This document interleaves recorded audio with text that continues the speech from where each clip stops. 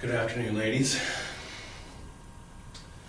6 people were killed and 13 others were injured in Tucson, Arizona when a madman opened fire on a Safeway parking lot on January 8th of 2011. 4 days later, on January 12th, at the University of Arizona, President Obama gave a speech to honor the victims of the attack. While his speech seemed to effectively lift the spirits of the more than 14,000 audience members, our business communication class group agreed that its structure was a bit loose and unclear. His speech did effectively use some key speech writing techniques, however, and I'm going to go over the opening, the organization of the body, and the closing.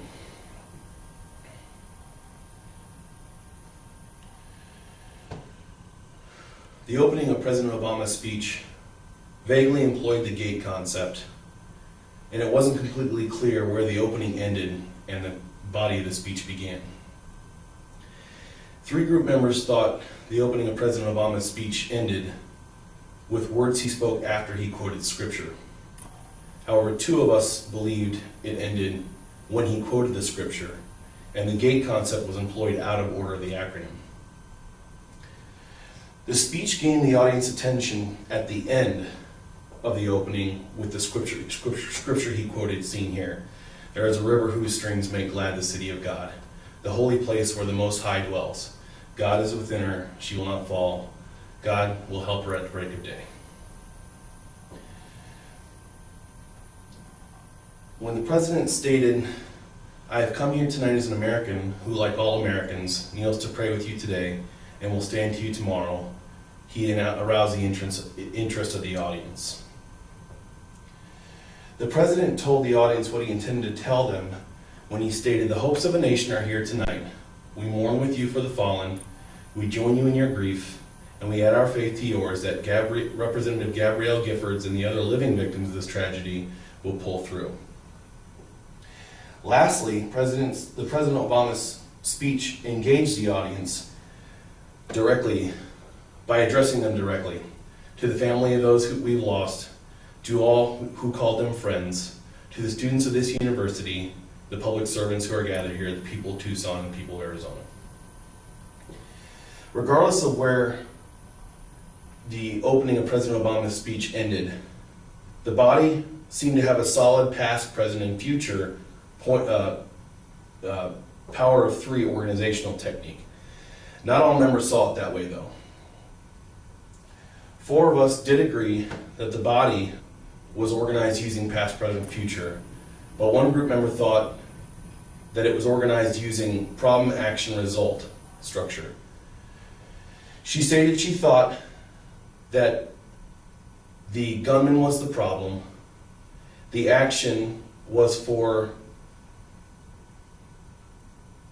Americans to talk with each other in a way that heals, not in a way that wounds, and the result was making sure we all do our part to try and not let this happen again. President Obama spoke of the past when he stated on a Saturday morning, Gabby, her staff, and many of her constituents gathered outside a supermarket to exercise their right to peaceful assembly and free speech.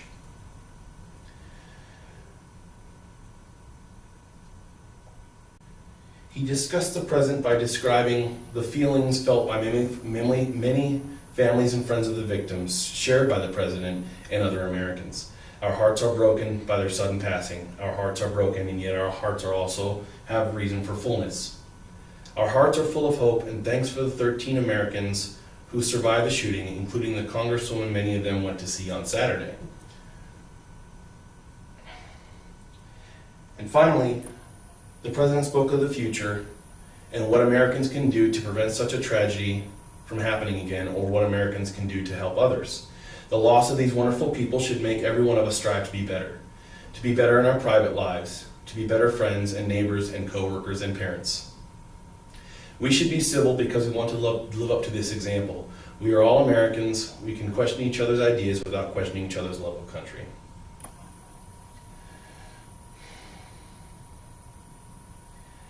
The body of the speech was pretty solid, But again, it was difficult for all members of the group to determine where the body ended and the closing began. Like the opening of the speech and the gate technique, the closing of the speech employed the last technique, but not in the order of the acronym.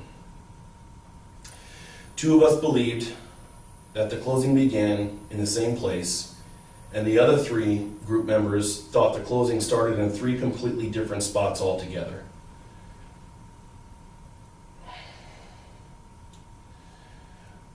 The body of the speech ended when President Obama spoke of living up to the victim Christina Taylor Greene's expectations, and the closing began when he talked about the book Faces of Hope. In the following statement, President Obama linked back to the beginning by reminding us of the innocent lives that were lost in this shooting tragedy. If there are rain puddles in heaven, Christina is jumping in them today. In this next statement, President assured he'd achieved his purpose by telling us more about the youngest victim, 9-year-old Christina Taylor, and making us realize the impact of our actions. As it had already been mentioned, Christina was given to us on September 11, 2001, one of 50 babies born that day to be pictured in a book called Faces of Hope. On either side of her photo in that book were simple wishes for a child's life. I hope you help those in need, read one. I hope you know all the words to the national anthem and sing it with your hand over your heart. I hope you jump in rain puddles.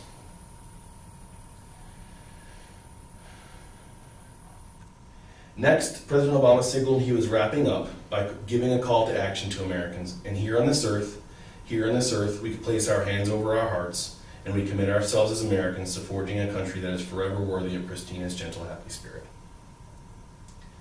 And finally, President Obama's speech reiterated that innocent lives were lost in the tragedy, but we can move on from it.